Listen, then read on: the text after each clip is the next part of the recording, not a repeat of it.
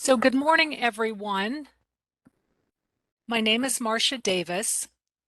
I am the Senior Emergency Management Officer for the Missouri Department of Health and Senior Services, the Division of Senior and Disability Services. I am having a little technology issues today, of course, so I won't be on video, and I apologize for that. I've been with the department nearly 18 years. And I am responsible for maintaining the continuity of operations plans for our division, just to make sure that we can continue to perform our essential functions when our normal operations are disrupted.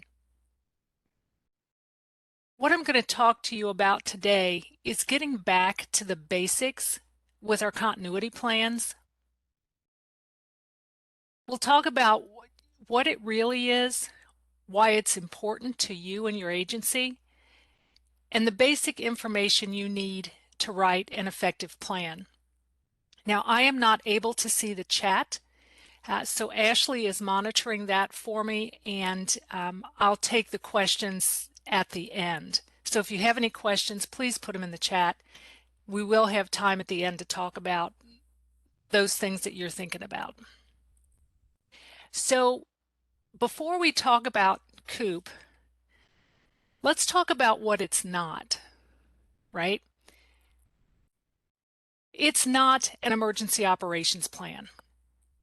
A lot of people get these things confused, or they add their continuity in with their emergency operations plans.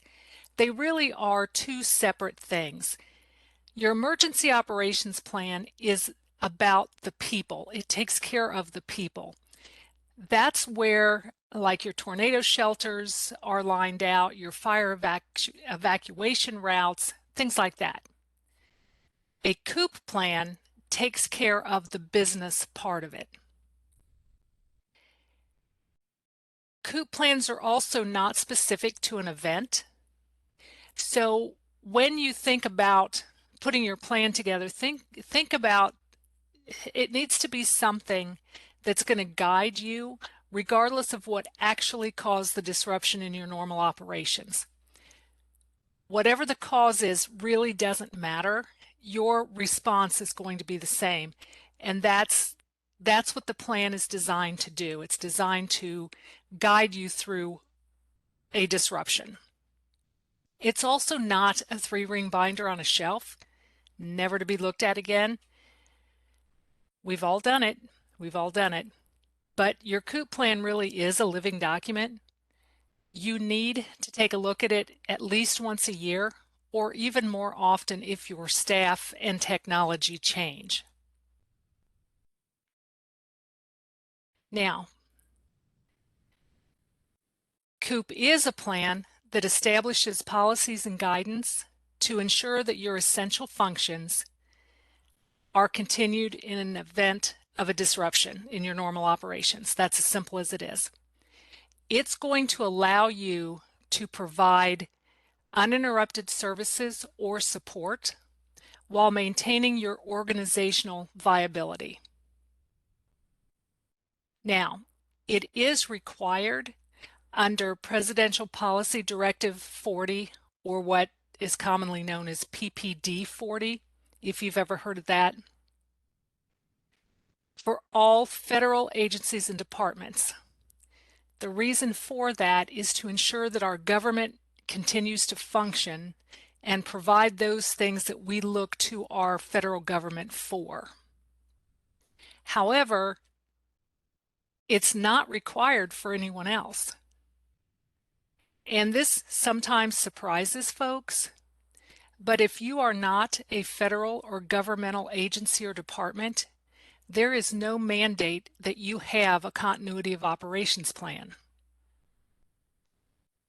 That said, having a COOP plan is just good business practice. Quite simply, the government resources alone can't provide everything when a disaster occurs. Having private sector agencies and organizations and non-governmental organizations available to help, that expands resources and capability. So it's really just a good business practice. Folks in the private sector and our NGOs, they help stabilize those lifelines that our citizens depend on. But in order for all of these private sector and NGOs to respond, they need to be able to continue their essential operations.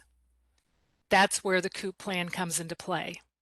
And that's why it's in everyone's best interest that every agency or organization have a continuity plan.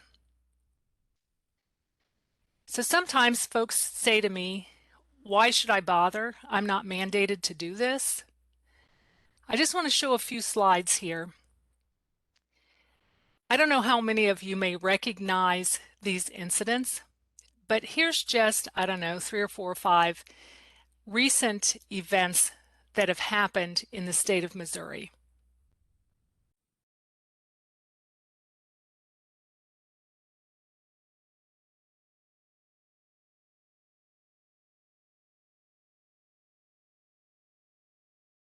So simply put, things happen.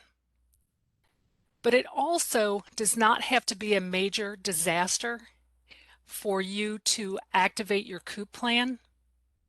It can be something as mundane as a water line break that turns off the water to your building, or your air conditioning stops working in the middle of summer and it's too hot for your staff to work in the office, or even, and this is my personal favorite, a skunk gets into your office.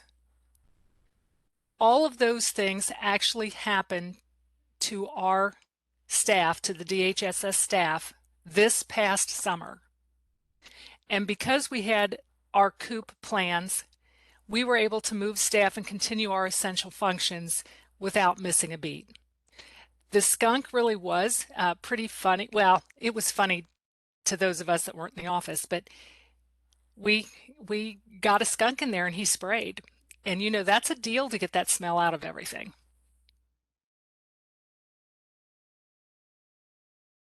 So the main goal and objectives of having a COOP plan is to basically detail your essential functions, ensure that somebody is in charge, line out how you're going to communicate with your employees, and give details about how you're going to protect your agency assets and resources. It's a plan that you should be able to implement anytime, anywhere, whether it is a major disaster that takes out your building or it's a skunk that comes in and sprays all over your office. When you're thinking about your plan, these are the questions you need to answer, and they're really pretty simple. What are the critical things that you need to do? Who's going to do them? How are they going to get done? What equipment or resources do you need? Where are you going to do it if your normal operating facility is not available? And how quickly do you need to get them up and running?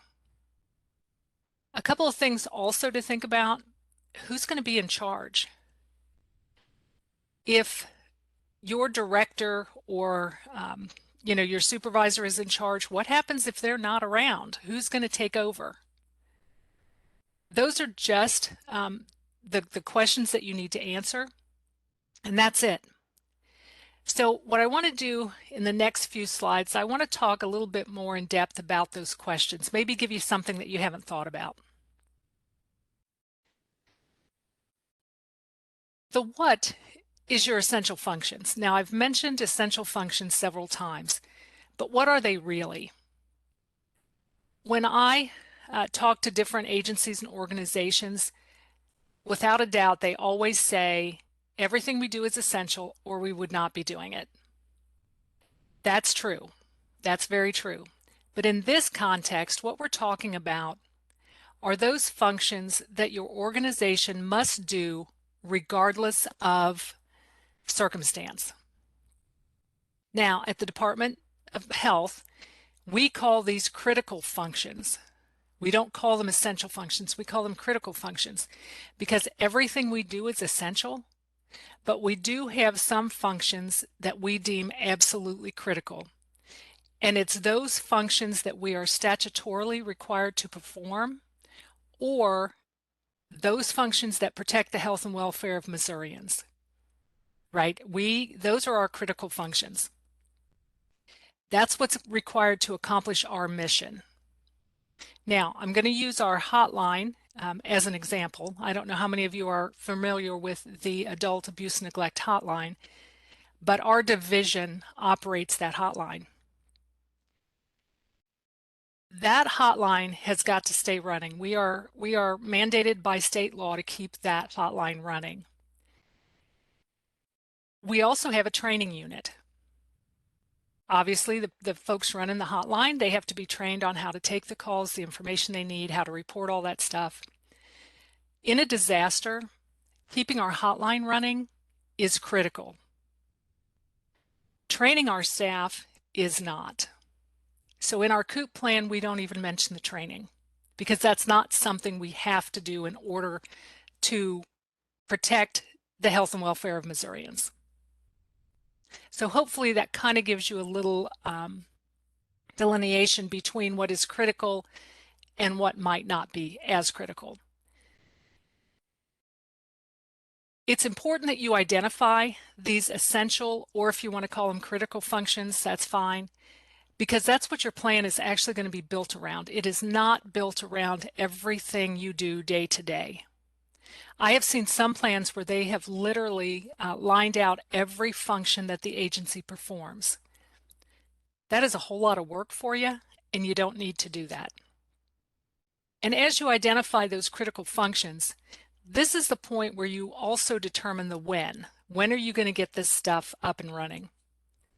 So you need to think about what needs to be functional immediately, like within 12 hours. For us, that's the hotline. It has to be up and running, right? We're mandated by state law to have that up and running. What needs to be operational within 24 hours?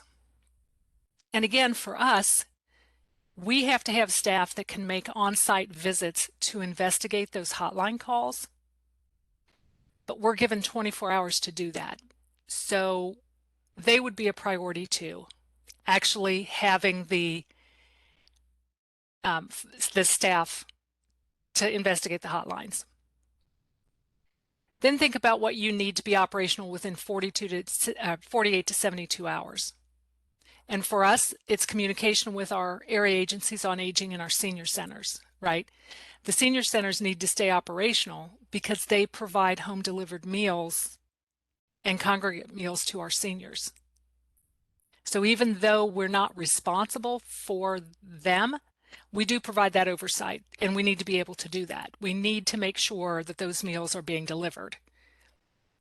So that's our 48 to 72 hour window.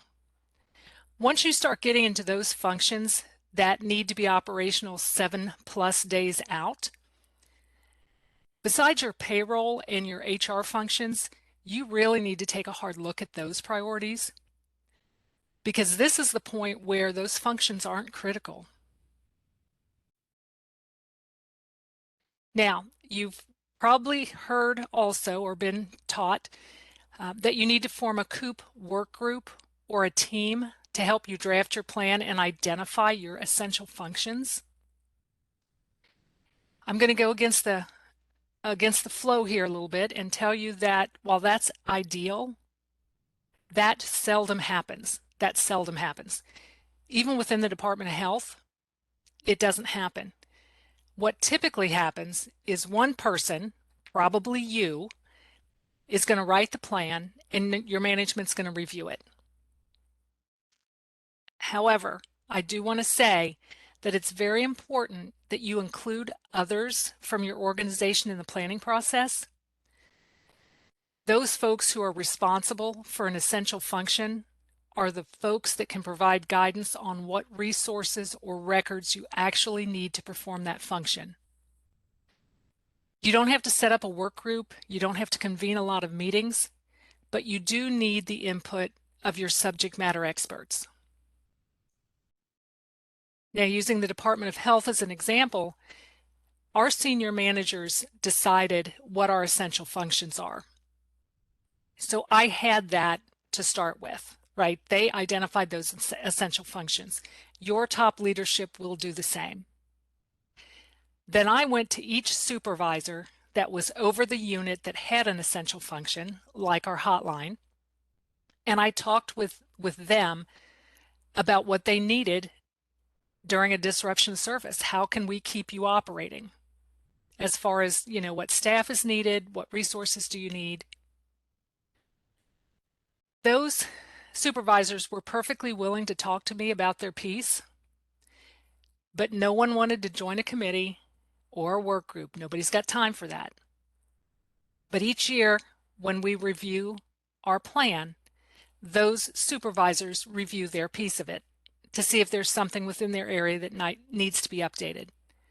So even though you hear over and over again to set up a work group, that is ideal in a perfect world. In the world we live in, it typically doesn't happen, and that's okay. That's okay. The who question refers to your personnel. You need to think about who you need in order to perform those critical functions. And there's two components of this. And this is pretty important. First, you want to think about what positions are required. So when we think about like the department hotline, we know we need 27 operators in order to function normally, right? In order to keep that hotline running, we need 27 people answering the phones. Obviously, the normal day-to-day operator is our primary individual, right? Because now we have to look at who can fill those 27 positions. So our normal day-to-day operator is our primary individual, obviously. But if they're not available, if something happens and maybe they're impacted by whatever's going on, we also have a list of folks that used to work the hotline, but they've now transferred into other positions. They're doing other jobs. We call them in because they're already trained and they know how to take those calls. And then we have another list of staff who can operate the hotline with some just-in-time training. So when you think about your personnel, think about those positions first, what positions actually need to be filled, and then who in your organization can fill those positions. And you would be surprised at the capacity that you have within your own organization when you start looking at the cross training that you've done. And it will also show you maybe if you need to do more cross training.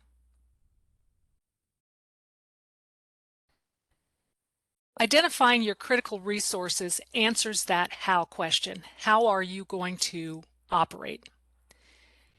Your critical resources, think of it as those pieces of paper.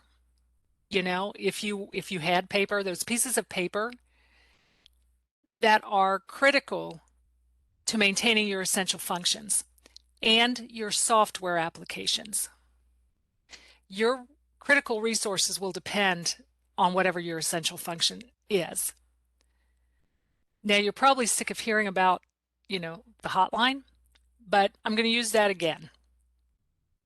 When we think about the critical resources we need for keeping our hotline running, we use a cloud-based application called Genesis that actually answers and records the call.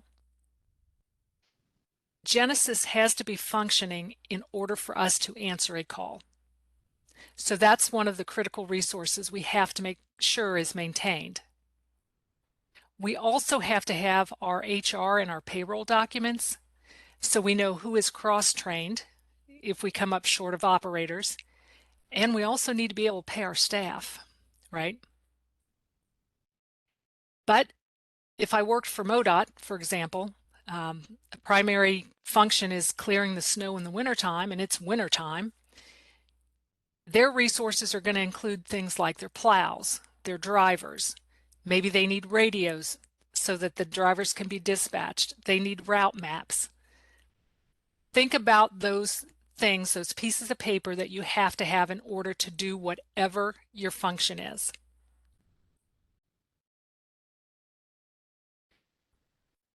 You also need to think about where you're going to perform your essential functions if your primary location is unavailable for whatever reason. Now, a lot of us have the ability to work from home, and that's perfectly acceptable for that to be your plan. If your facility is not available, everybody works from home. However, if you have staff that actually need to be at a physical location, think about where those locations might be. And you want to choose a location that is a sufficient distance away from your primary location, because you don't want it next door or across the street, because whatever's affecting your primary location may very well be affecting that secondary location. So, separate your locations. If you can have one on the other side of town, that's perfect. We classify alternate locations as hot, warm, or cold.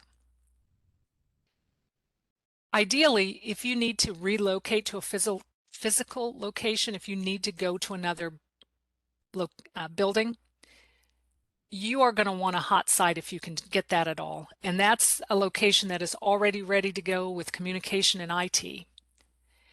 And this could be your regional office if you've got one, or a satellite office. Those are already up and running. They've got everything you need.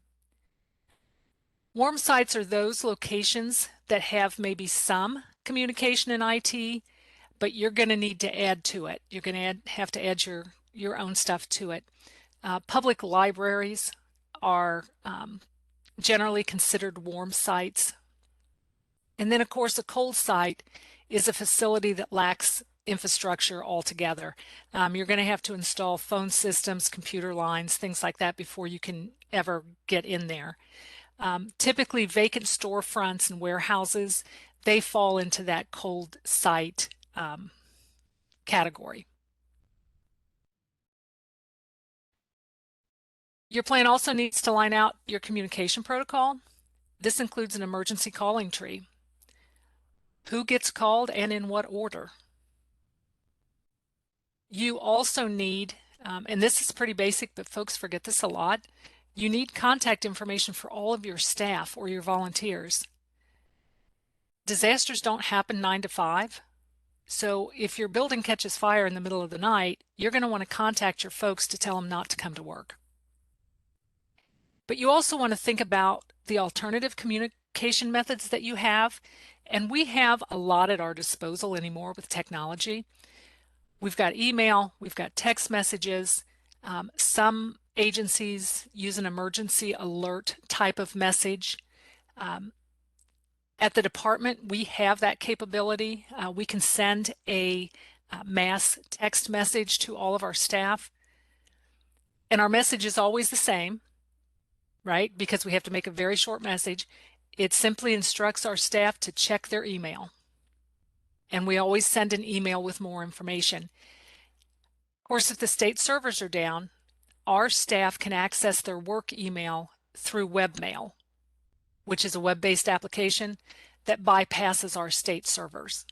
So even if our state servers are down, they can still get their work email. That's part of our continuity plan.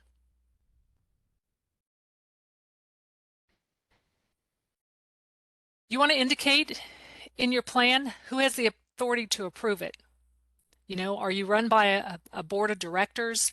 Do they need to sign off, or do you, as the planner, have that authority? Can you just sign off on the plan? Whose responsibility is it to continue or to update that plan, right? Is it going to be you? Is it going to be somebody else that's going to pull it out once a year and take a peek? And of course, whoever this person is based on your particular structure. In my case, I'm responsible for updating the plan yearly, but my division director has to approve it and sign off on it.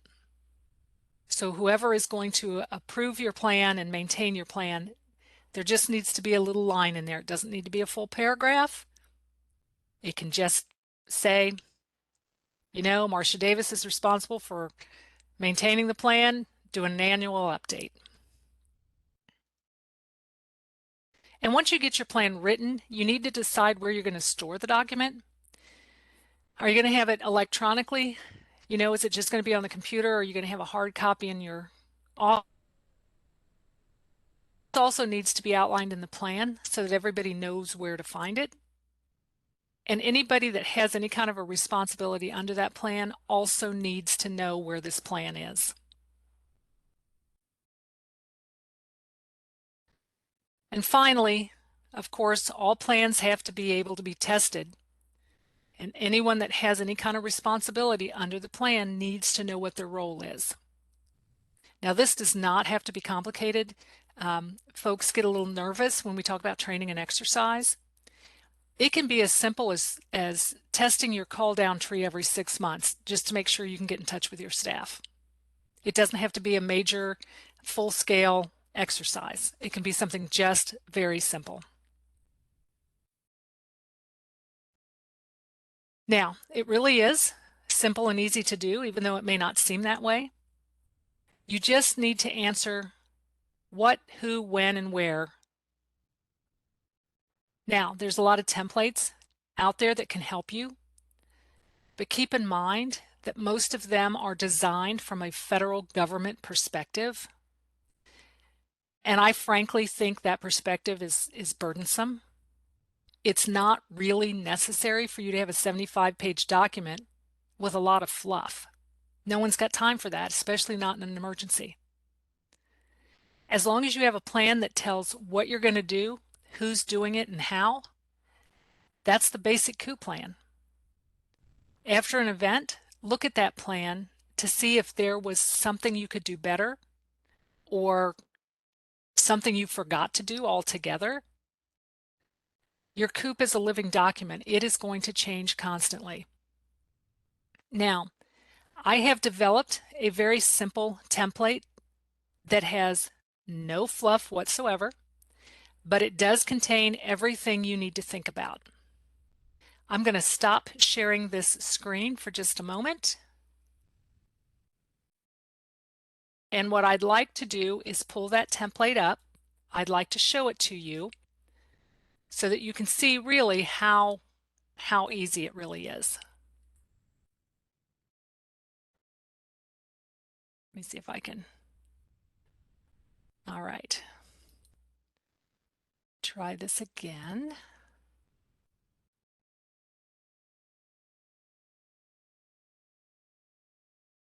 All right. So hopefully you're seeing this continuity of operations plan. So I am happy to send this to anyone that wants it. I'll put my email in the chat when I get finished. And I've got a little note here that anything that's in italics, of course, that provides you with instructions or guidance. But this is a very simple document. You always want to record your changes, any changes that you make. And then it comes down here, we talk about what the purpose of the COOP plan is, that it's going to guide your organization, right, during any event that disrupts your business operations.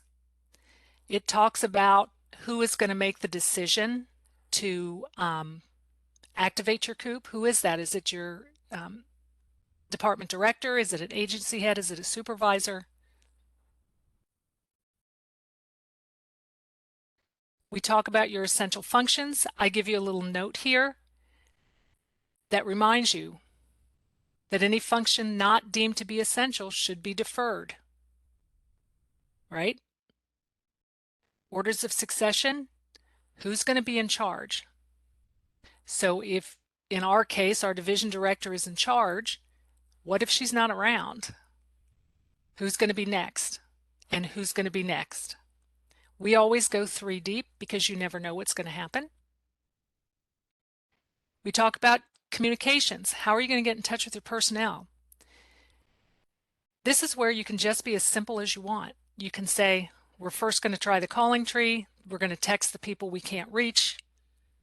or we're going to send them an email, whatever. It doesn't have to be very complicated.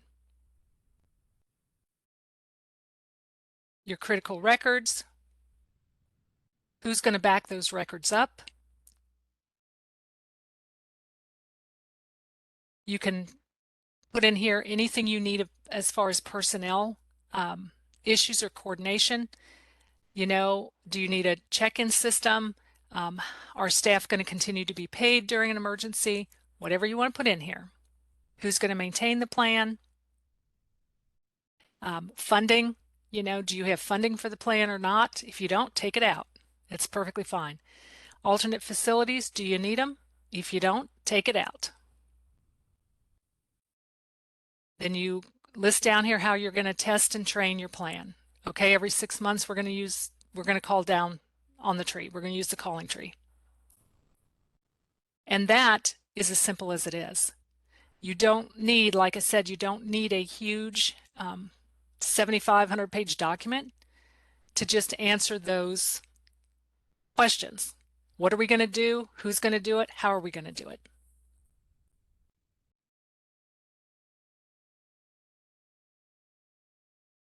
All right, let me just, give me one more second.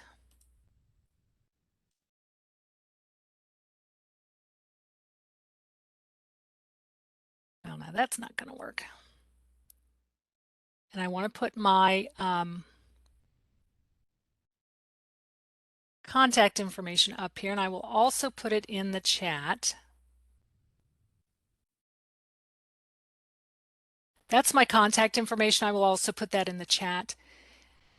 Continuity of operations is the only thing that I do. I'm one of those few people that work for the Department of Health that only wears one hat. This is it: disaster management and continuity of operations. So I am here as a resource for you. I can help you walk through your plan. I can help you think through it. I can take a look at it if you have one, maybe offer some suggestions. So please use me as a resource. Contact me anytime. It's usually better to get me by email, but I am always, always available to you. And with that, I'm going to pass it back to Ashley, and she can let me know if you all have any questions.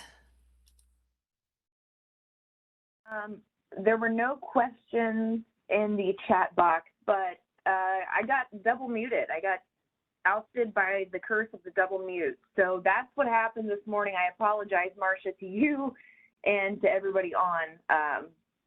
That was the first time that's happened during the September series, though, so can't complain. Does anybody have any questions? Either raise your hand. There's a little icon at the bottom of the screen. You can raise your hand and we will call on you, and you can come off mute and ask your question, or just provide your question in the chat box.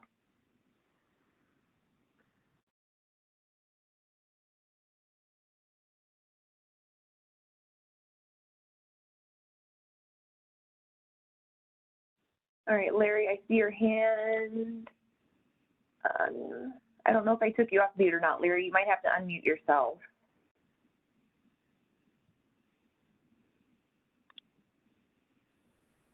Okay, can you hear me? Yes. Okay. I just wanted to ask, when working for different, I work for, I'm emergency management director, and I work for the county commission, but also in the emergency or the continuity plan that I'm going to be working on, I'm going to have to work with every office elected official in the courthouse.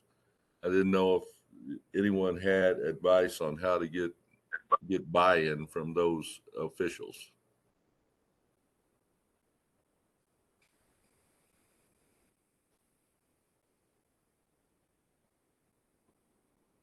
Larry, this is Marcia. That is a really a tough one, because those folks change. You know, if they're elected officials, they change. And I know that others struggle with that. And my only suggestion to you would be to look at what the risks are for your area, whatever that is, and try to make it real to your commissioners that, you know, this is a population we've got to look out for and we have to keep operational. But I do know that other emergency managers struggle with that when they're dealing with commissioners and city councils, only because of the turnover rate. Folks don't think it's important. You know, people that are not in emergency management, they don't think it's important until they need us.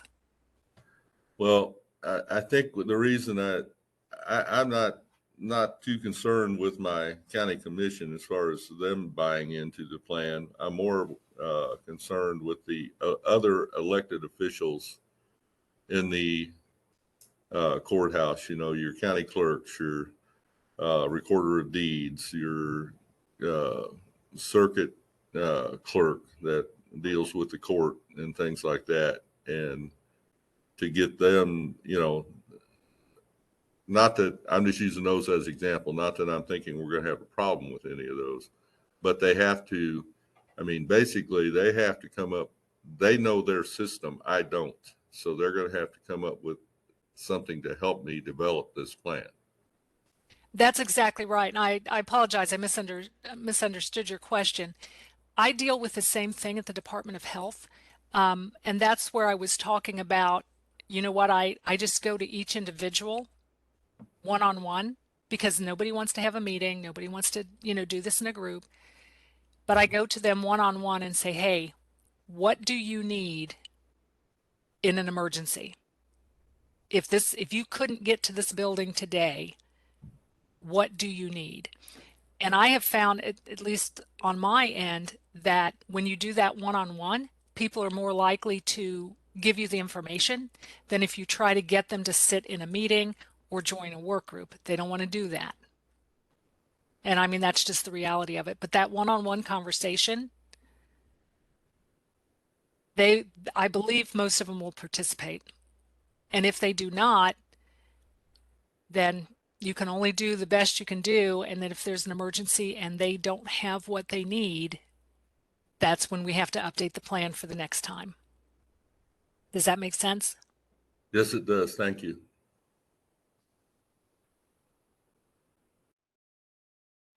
Okay, Bill, I requested that you come off mute. Oh, sorry.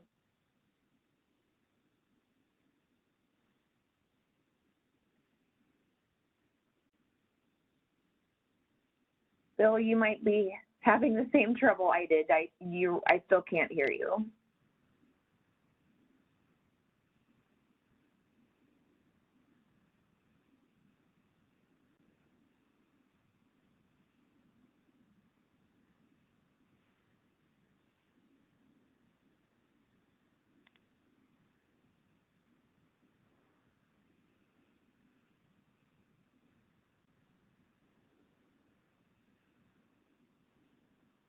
Now, there are some really good comments in the chat, and I encourage all of you to take a look at those comments. You hear me now? Yes. Okay. Yes. Yay. No, great presentation. I might have missed this in the beginning, but was this recorded and will it be available for all of us? Yes, so I will go ahead and put the website into the chat, and we've had a few already recorded. I'm working on getting them posted now. It usually takes a couple days to get them edited, and then I have to send them to get posted. But yes, this one, the previous ones and future ones will all be recorded and available for viewing. Okay, great, thanks. You're welcome. Marcia, can you see the chat? There was a comment from Aaron.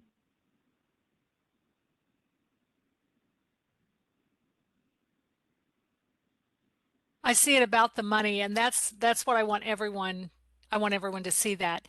And Aaron says everyone understands money. Try to quantify it in dollars and cents. If our operations cease, it could cost X amount of dollars over X amount of time, or for services, it could impact X amount of people over X amount of time. Buy-in requires an emotional and logical appeal most of the time. That is absolutely correct. That's a good point, Erin.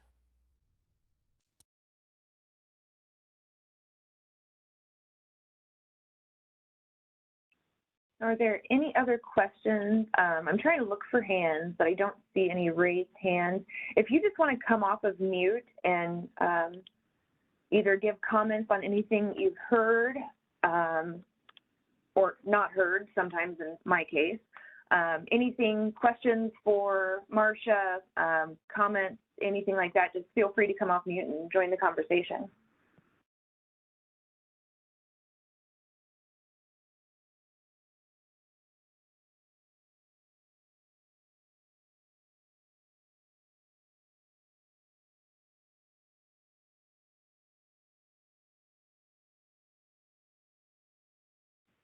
Marcia, in your presentation, you said that you always go like 3 deep when it comes to this person's in charge, if this person's not available, this person, if this person, this person. So have you, my question to you personally then is, have you guys ever had to use your COOP? And if so, how far into that did you have to go? We use our COOP all the time because, like I said, we have air conditioning issues, we've got skunk issues. We have only had to go we've only had to go to the next one in line. We've been very fortunate. We haven't had to go to the second person in line, but we want to be prepared just in case because it is an all hazards plan. So if we have, a major incident in Jefferson City where 2 of our 3 managers live, they're going to be out. They're going to be out. But yeah, we've been fortunate. We've only had to go to the next in line a couple of times. That's good. So you've got to tell us about this. How's the skunk? What? Okay, so for those of you down in the Boot Hill, you know what I'm talking about. It's pretty rural down there, and they had propped the door open because they were carrying stuff in, and they had propped the back door open, and the little fella got in. Then he got excited, and then he sprayed. So, you know, that's first. That's the only skunk issue we've ever had. We have the other ones all the time, but I mean, it's something as mundane as that, where we had to send our staff home. I mean, they couldn't work in the office, so we had to activate the COOP for that regional office so that they could go on to the alternate location, which is their home, and continue operations. That's funny. How long were they out? They were out about 4 days. They were out about 4 days, yeah. Wow. Kind of funny, but not. Yeah, we got a pretty good chuckle here in the central office. Our folks in the Boot Hill, they weren't laughing about it. But the good thing is they didn't get sprayed. That's good. Any other questions, comments, concerns about skunks now? Anything else? Feel free to come off mute. And if you all think of something after the presentation, because sometimes when your wheels get turning, you think about things, please reach out to me. I'm here. I'm a resource for you. I'm happy to do what I can to help you.